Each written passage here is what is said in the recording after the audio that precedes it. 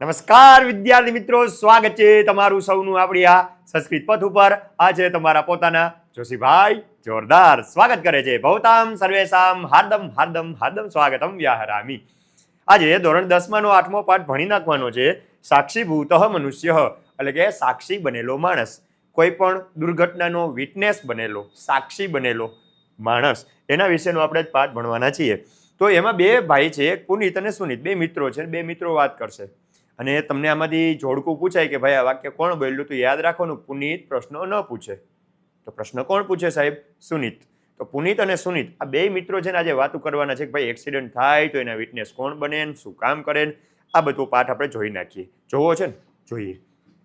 તો પહેલા વાત કરી છે કે દુર્ઘટના માર્ગે, માર્ગે એટલે કે રસ્તા ઉપર, રસ્તા ઉપર એટલે રસ્તા ઉપર, માર્ગે રસ્તા ઉપર ઘટમાનાયાહ ઘટતી દુર્ઘટનાયાહ એટલે કે દુર્ઘટનાના સાક્ષીણઃ સાક્ષીઓ, વિટનેસ કે ભવંતી કોણ કોણ બને છે, અને કિમ કિમ ચ તે આચરંતી અને તે કેવા કેવા કાર્ય કરે છે.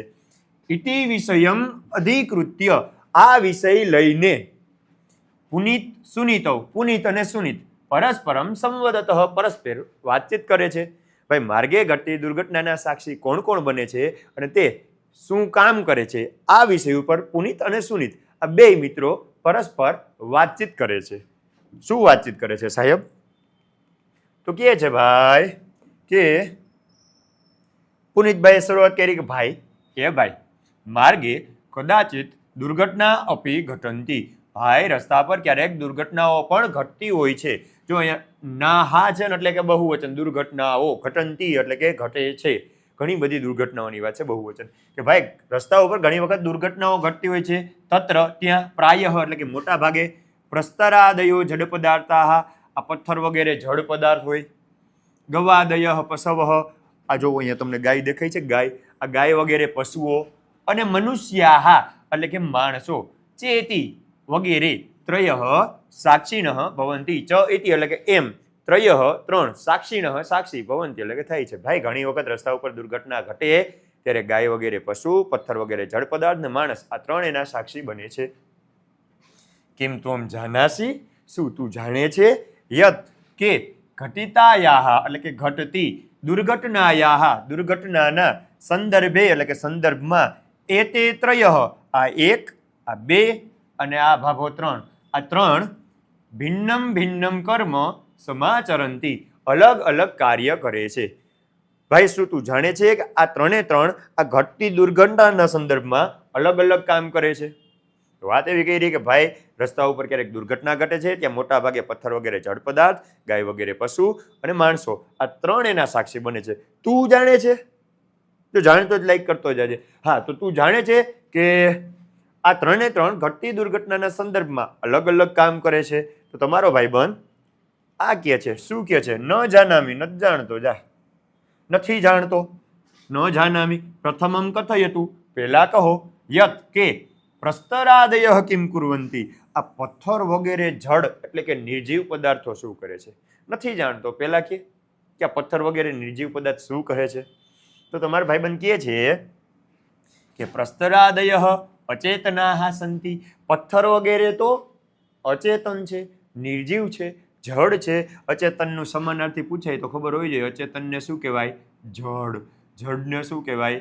અચેતન. અચેતન એટલે નિર્જીવ, જડ એટલે નિર્જીવ. એ બધા નિર્જીવ છે.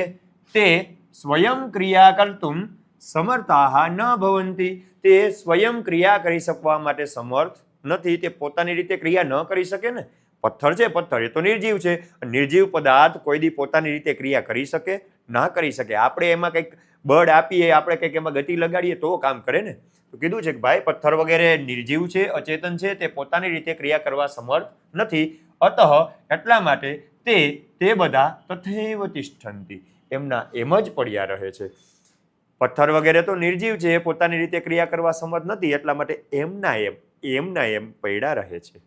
તો નેક્સ્ટ આગળ વાત કરે છે તો સચેતનાઃ સચેતન એટલે કે સજીવ, પશવહન પક્ષીણઃ પશુઓ અને પક્ષીઓ કિમ કુર્વંતી શું કરે છે?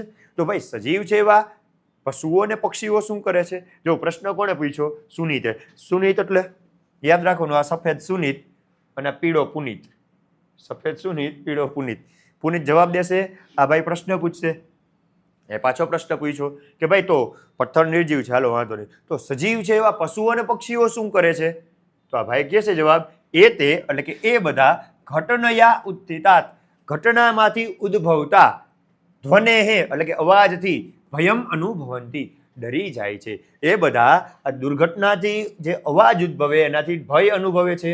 અતઃ એટલા માટે ઘટના સ્થળાત દૂરે ધાવંતી, એટલા માટે ઘટના સ્થળથી દૂર ભાગે છે. ગાય વગેરે પશુઓ, જો ગાય કૂતરો દેખાય એટલે ગાય વગેરે પશુઓમાં બધા પશુ આવી જાય, બરોબર. હા ભાઈ કીધું કે આ દુર્ઘટનાથી જે અવાજ ઉદ્ભવે ને એ અવાજથી આ બધા ડર અનુભવે ને એટલા માટે દુર્ઘટનાથી દૂર ભાગે છે. ક્લિયર? એટલે ઘટનયા ઉત્થિતા ધ્વને ભયમ અનુભવંતી. આગળ વાત કરે છે, બોલો ભાઈ. Yes, you are absolutely right. સત્યમ વદતી ભવાન, ભવાન એટલે કે તમે, વદતી એટલે બોલો છો, સત્યમ એટલે કે સાચું, તમે સાચું બોલો છો, સાચું કહો છો. ગવાદય પશવઃ નિર્બુદ્ધય સંતિ, ગાય વગેરે જે પશુઓ છે એ તો નિર્બુદ્ધિ હોય છે, પરંતુ પણ કશ્ચિત સબુદ્ધિ માનવ અપી, જો કોઈ બુદ્ધિશાળી માણસ પણ યદિ ઘટના સ્થળાત દૂરે ધાવતી, જો ઘટના સ્થળથી દૂર ભાગે, તર્હિ પશુ એવ સહ, તો એ પણ પશુ જ છે. ઘણા પશુ જેવા માણસ તો એ જ વાત કહી. ભાઈ સાચું કીધું, ગાય વગેરે પશુઓ તો નિર્બુદ્ધિ છે, માણસ જેટલી બુદ્ધિ નથી હોતી, પણ જો બુદ્ધિશાળી માણસ એ દુર્ઘટનાથી દૂર ભાગે ને તો એ માણસ નથી, પશુ છે. કેમ કે ભાગે કોણ? પશુ, માણસ નહીં. આગળ વાત કરે છે. હા, અને સુનિતભાઈ વાત કરે છે કે વસ્તુતસ્તુ સામાન્ય રીતે મનુષ્ય યદિ મનુષ્ય એવ વર્તતે, માણસ જેવું વર્તન કરે. આમ તો માણસ જેવું વર્તન નથી કરતો, પણ જો માણસ જેવું વર્તન કરે, તર્હિ તદા ત્યારે સહ દુર્ઘટનાયા સાક્ષી ભૂતવા, તે દુર્ઘટનાનો સાક્ષી બનીને ત્રિવિધમ કાર્યમ આચરતી, 3 પ્રકારના કાર્ય કરે છે. જો માણસ જેવું વર્તન કરે તો 3 પ્રકારના કાર્ય કરે છે. ક્યારે? દુર્ઘટનાનો સાક્ષી થઈને. જ્યારે માણસ દુર્ઘટનાનો સાક્ષી થાય ને ત્યારે 3 પ્રકારના કામ કરે છે. તમારો ભાઈબંધ પૂછે છે શું? કાની કાની તાની એટલે કયા 3, કયા તે? ત્રિવિધાની, 3 પ્રકારના, કાર્યાણી એટલે કે કામ. એ 3 પ્રકારના કાર્ય કયા છે? ત્યારે આ ભાઈ કહે છે પ્રથમમ કાર્યમ અસ્તિ દુઃખાનુભૂતિ, માણસનું પહેલું કર્તવ્ય છે દુઃખની અનુભૂતિ. દુઃખ અનુભવવું જોઈએ. જો દુઃખ અનુભવતા નથી તો ખબર નહીં, પણ દુઃખનો અનુભવ કરવો એ માણસનું પહેલું કર્તવ્ય છે. મનુષ્ય એવ માણસ જ દુઃખેન દુઃખિતો ભવિતુમ અર્હતિ, દુઃખથી દુઃખી થઈ શકે છે. સુખેન ચ સુખિતઃ, સુખથી સુખી થઈ શકે છે. માણસ જ દુઃખથી દુઃખી થઈ શકે અને બીજાના સુખથી સુખી થઈ શકે અને બીજાના દુઃખથી દુઃખી થઈ શકે. આપણે તો એમ થાય કે ના સાહેબ નથી થતો, પણ પહેલે જ વાત કરી, જો માણસ જેવું વર્તન કરે તો, બરોબર. તો દુર્ઘટનાનો સાક્ષી થઈ અને 3 પ્રકારના કામ કરે, એમાં પહેલું કામ છે દુઃખનો અનુભવ. જો માણસ દુઃખથી દુઃખી થઈ શકે છે, સુખથી સુખી થઈ શકે છે. અતઃ એટલા માટે દુર્ઘટનયા પીડાગ્રસ્તમ, દુર્ઘટનાથી પીડાતા, દુઃખિતમ દુઃખી, જન્મ દૃષ્ટવા માણસને જોઈને, મનુષ્યેણ એટલે કે માણસે, દુઃખાનુભૂતિ દુઃખની અનુભૂતિ, કરણીયા ભવતી કરવાની હોય છે કે કરવી જોઈએ. એટલા માટે દુર્ઘટનાથી પીડાતા માણસને જોઈને માણસે દુઃખનો અનુભવ કરવો જોઈએ. ઓહો, કેવું લાગી ગયું બિચારાને, દુઃખનો અનુભવ કરવો જોઈએ.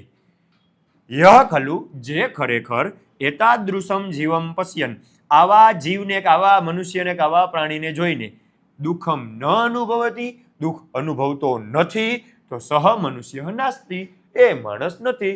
જે માણસ આવા પીડાતા માણસને જોઈને દુઃખ અનુભવતો નથી એ માણસ નથી. અપિતુ સહ પ્રસ્તર એવ, પરંતુ તે પથ્થર જ છે. કેમ? તો કે યતોહિ, કારણ કે પ્રસ્તર એટલે કે પથ્થરો કદાપી ક્યારેય અન્યસ્ય દુઃખમ ન અનુભવતી, અન્યનું દુઃખ અનુભવતો નથી. આખો પેરેગ્રાફ સમજી લઈએ. પહેલા તો વાત કરી માણસનું પહેલું કર્તવ્ય છે દુઃખની અનુભૂતિ. માણસ દુઃખમાં દુઃખી થઈ શકે, સુખથી સુખી થઈ શકે. એટલા માટે દુર્ઘટનાથી પીડાતા માણસને જોઈને દુઃખનો અનુભવ કરવો જોઈએ. પણ જે માણસ આ દુઃખ અનુભવતો નથી ને એ માણસ નથી. કેમ? તો કે પથ્થર છે. કારણ કે પથ્થર ક્યારેય કોઈનું દુઃખ અનુભવે નહીં. હવે રસ્તા ઉપર જતા હોય, પથ્થર આપણી ઉપર પડે કે આપણે પથ્થર ઉપર પડીએ, દુઃખ કોને થાય? આપણે. પથ્થરને કોઈ એમ થયું એટલે મારું બિચારાને લાગી ગયું, મારા બાબુને લાગી ગયું, પથ્થરને કાંઈ નહીં થાય. પથ્થર તો પથ્થર છે, નિર્જીવ છે, એને કાંઈ અસર થશે નહીં. તો આવા પીડાતા માણસને જોઈને જેને દુઃખમાં દિલમાં દર્દ નથી થતું ને માણસ નથી, એ પથ્થર છે, એવું કીધું છે. હા, યથાર્થમ ભવાના, આ ભાઈ પ્રૂવ કરે છે કે તમે સાચું કહ્યું. મયાપી, મેં પણ, બહુધા, યથાર્થમ એટલે કે સાચું, ભવાન એટલે કે તમે, આ એટલે બોલ્યા, તમે સાચું બોલ્યા. મેં પણ ઘણા બધા, અપરિચિતમ અજાણ્યા, દુર્ઘટનાગ્રસ્તમ દુર્ઘટનાથી પીડાતા, જન્મ પશ્યતા માણસને જોઈને, દુઃખમ અનુભૂતમ અસ્તિ દુઃખ અનુભવ્યું છે. તમે સાવ સાચું કહ્યું ભાઈ. આ છે ને સફેદ શૂન્યો, એ કહે છે કે તમે સાવ સાચું કહ્યું, મેં પણ ઘણા અજાણ્યા માણસને જોઈને દુઃખ અનુભવ્યું છે ભાઈ. હવે દ્વિતીયમ કાર્યમ કિમ અસ્તિ, બીજું કામ શું છે માણસનું, સમજાણું? તો ભાઈ કહે છે દ્વિતીયમ કાર્યમ તું, બીજું કાર્ય છે કર્તવ્યસ્ય નિર્વાહ, કર્તવ્યનો નિર્વાહ, કર્તવ્યનું પાલન. બીજું માણસનું કામ શું? તો કે કર્તવ્યનું પાલન. Follow your duties. What is duties? તો એ ડ્યુટીઝ આમાં સમજાવશે કે આવી આપણી ફરજ આવે ને ફરજનું પાલન કરવું જોઈએ. તો શું કરવું જોઈએ? દુર્ઘટનાગ્રસ્ત જન, દુર્ઘટનાથી પીડાતા માણસને સદ્ય એવ, તરત જ, ઔષધાલય આશ્રિત, હોસ્પિટલે આશ્રિત, કરણીય ભવતી એટલે કે લઈ જવો જોઈએ. દુર્ઘટનાથી પીડાતા માણસને તરત જ ઔષધાલય કહેતા હોસ્પિટલ લઈ જવો જોઈએ. યેનો જેનાથી, તસ્ય ઉચિત ઉપચાર સ્યાત જેનાથી એનો ઉચિત યોગ્ય ઉપચાર થઈ શકે. તત્ર સંગત્ય ત્યાં જઈને, કદાચ તસ્મૈ તેને રક્તસ્ય આવશ્યકતા ભવતી લોહીની જરૂરિયાત હોય ચેત તો સ્વકીયમ રક્તમ અપી તસ્મૈ દાતવ્યમ ભવતી. જો ત્યાં જઈને એને લોહીની જરૂરિયાત હોય તો સ્વકીયમ પોતાનું રક્તમ લોહી અપી પણ તસ્મૈ તેને દાતવ્યમ ભવતી દેવું જોઈએ. પહેલે તો માણસને હોસ્પિટલ પહોંચાડો, ત્યાં જઈને જોઈને લોહીની જરૂર હોય ને તો ખુદનું લોહી પણ દેવું જોઈએ.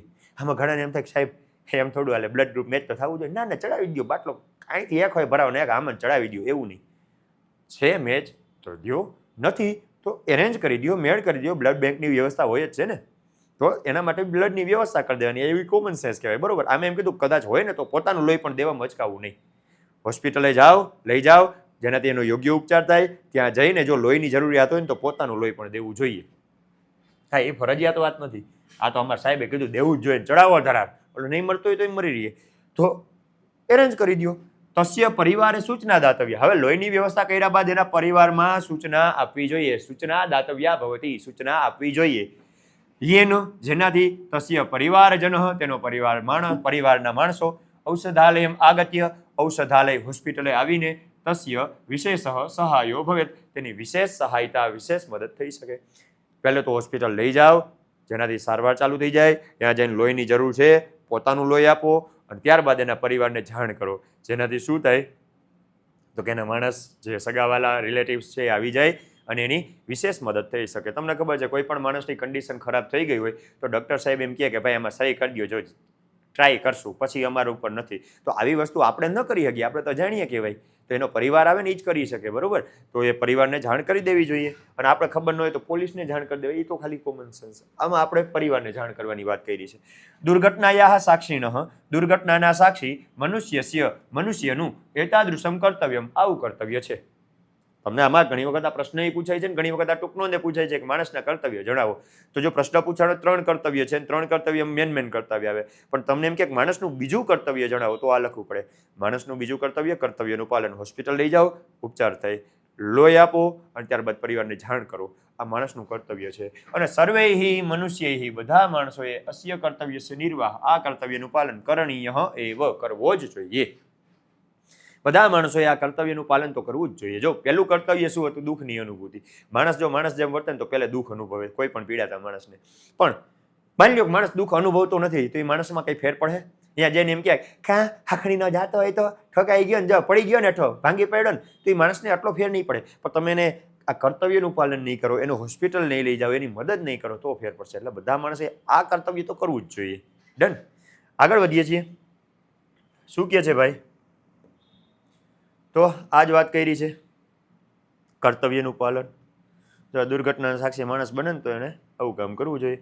તો આ કર્તવ્યનું પાલન શું છે તમને વધુ સારી રીતે સમજાય કે પહેલે તે માણસને હોસ્પિટલ લઈ જાઓ.